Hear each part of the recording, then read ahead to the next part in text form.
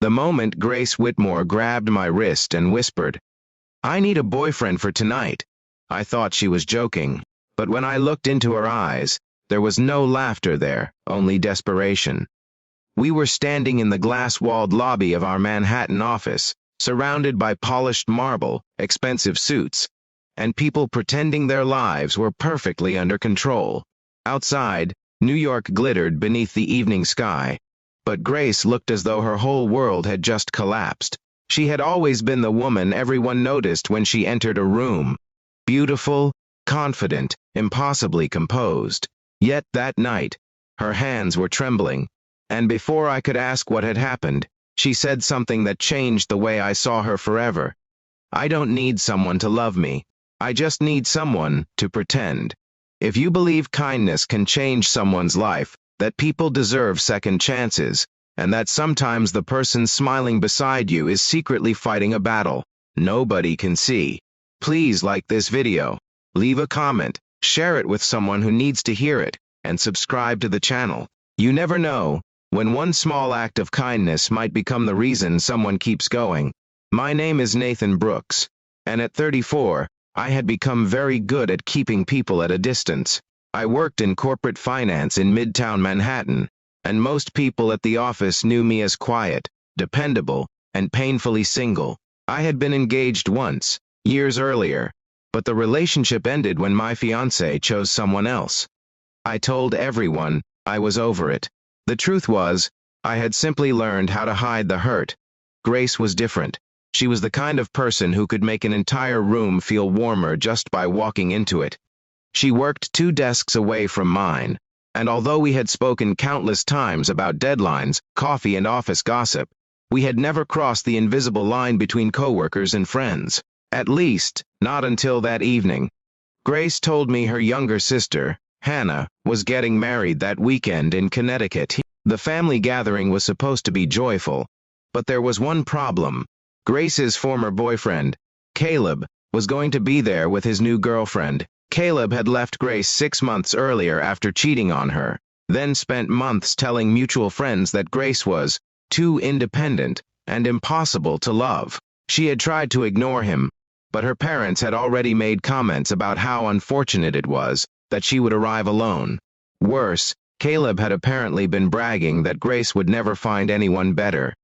Now her mother had called that afternoon, asking whether she was bringing someone to the rehearsal dinner. Grace had panicked. She didn't want revenge. She didn't even want Caleb back.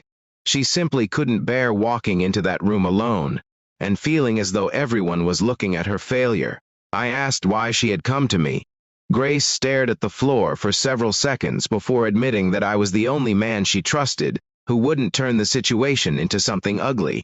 Then, she made the request again. She needed me to pretend to be her boyfriend for one night. I almost laughed, not because it was funny, but because the idea seemed ridiculous.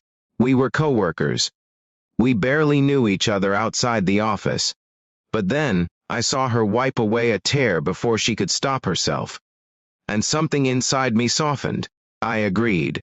But I told her there would be one condition. My condition was simple. I would go with her, but she wasn't allowed to pretend she was worthless. She couldn't spend the night comparing herself to Caleb's new girlfriend, couldn't apologize for being single, and couldn't let anyone convince her that having a relationship was proof that she was successful. If anyone asked, I would be there because I cared about her. Grace looked surprised by the answer. She had expected some rule about money, favors, or boundaries. Instead, I was asking her to believe she was enough without a man standing beside her. The next evening, I picked her up outside her apartment. She wore a simple cream dress, and for a moment, I forgot every clever thing I had planned to say. But what struck me wasn't her beauty. It was the nervous smile she tried to hide. During the drive north, we talked for the first time about things that had nothing to do with work. Grace told me about growing up in Ohio, about losing her father when she was 19, and about how she had spent years trying to become the strong one in her family. I told her about my broken engagement and how, after that, I had convinced myself that being alone was safer than being disappointed. At the rehearsal dinner, Caleb noticed us almost immediately. His expression changed when he saw Grace holding my arm, but instead of feeling victorious, I felt strangely sad. I realized how much of our lives we waste trying to prove something to people who have already chosen not to understand us. Grace's mother hugged her. Her sister smiled with relief. People asked us how long we'd been together, and Grace began to answer confidently. But, as the evening continued, something unexpected happened. She stopped acting. Her laughter became real. She danced with her sister. She teased me about my terrible sense of rhythm. At one point, we stepped outside onto the terrace overlooking the dark Connecticut countryside, and Grace quietly thanked me. Then, she said she was sorry. She told me she had originally chosen me because she thought I was safe, someone she could use as a shield, but somewhere between Manhattan and that wedding dinner, she had realized I wasn't pretending anymore. Neither was she. I didn't know what to say because I had begun feeling the same thing. I had spent years protecting my heart from disappointment, yet standing beside Grace made me wonder whether protecting yourself from pain also means protecting yourself from happiness. The next morning, she dropped me at my apartment before heading home. There was no dramatic kiss, no promise, no perfect ending, just two people standing beside a car in the quiet morning, afraid to say what they were both thinking. Grace smiled and told me that the condition I had given her had been the best thing anyone had done for her in years. 3 weeks later, I was sitting at my desk when Grace walked into the office, carrying 2 coffees. She placed one beside my computer and sat across from me. She didn't need a fake boyfriend anymore. She didn't need a shield. She simply asked if I wanted to have dinner with her after work. This time, I said yes without hesitation, and that's when I finally understood something I had forgotten after my own heartbreak. Sometimes love doesn't arrive dramatically.